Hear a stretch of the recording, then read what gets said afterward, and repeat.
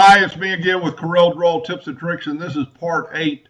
We completed this project. It's going to work.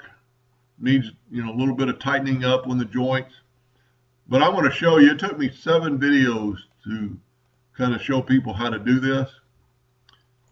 If you go to laserjumpstart.com, all one word, and go to their Flexit program and buy it,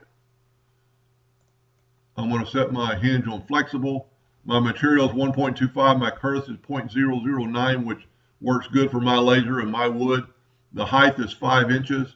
The tab width is a 1/4 of an inch. You can do side tabs, which we're going to do.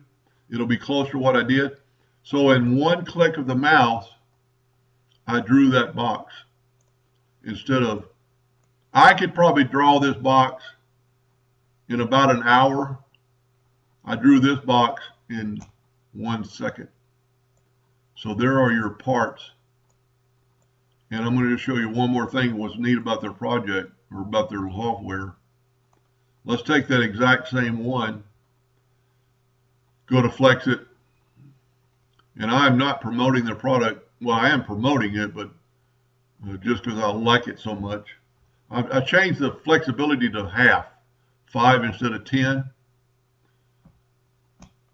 In that quick of a time, I changed the living hinge